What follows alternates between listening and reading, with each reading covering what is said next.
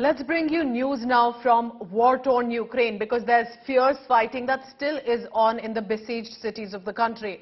Russian forces have fired cruise missiles at the Odessa city on Saturday, bombarded a besieged steel mill in Mariupol. Russian forces are hopeful to complete their conquest of the port city just in time for the Victory Day celebrations on Monday. Ukraine has announced and claimed that all women, children and older adults, the elderly, have been evacuated from the factory. But Ukraine's military flattened Russian positions on a Black Sea island also that was captured in the war's first days, and that has now become a symbol of resistance. But Ukrainian leaders are warning that attacks would only increase in the lead-up to Russia's Monday holiday commemorating Nazi Germany's defeat 77 years ago. And President of Ukraine, Volodymyr Zelensky, is urging people to heed to the air raid warning.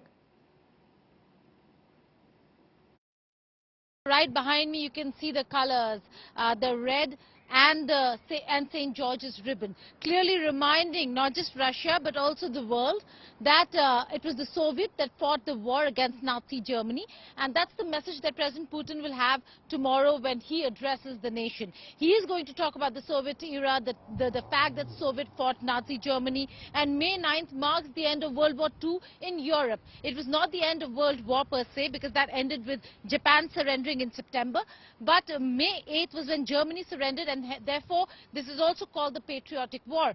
Tomorrow the entire lineup will have all the Soviet era armaments, the tanks, the historic the infantry that was part of the war. So there is going to be a lot of show in terms of and reminding Ukraine and the world of what the contribution of Soviet Union was at the time when the world was fighting the World War II. And across the city of Moscow we see not just Russian flags, Sneha. We see the Soviet banner, that's the Soviet victory flag as well. It's not the Soviet Union flag, but because there is dates that is written on the red banner, but the red banner is up across the city of Moscow, reminding the world that it's Soviet Union that fought Nazi Germany. We've seen the to and fro, the back and forth on which side is more Nazi than the other in the war between Russia and Ukraine, and therefore this certainly is a reminder. So Victory Day, the patriotic war that was fought by the Soviet Union, is going to be celebrated here in Russia, in Moscow, and Russian President Vladimir Putin will be the chief guest since he commands the armed forces. Over the last few days, the Russian forces were trying their best to make sure that they can launch an offensive at the Azovstal steel plant. There were several civilians who were trapped there. Russia was blaming that they are being used as human shield. Ukraine, on the other side, was saying that Russia wants to target even civilians. Now that civilians have been evacuated from there, and this is the last place in Mariupol where Ukrainian forces are still occupying.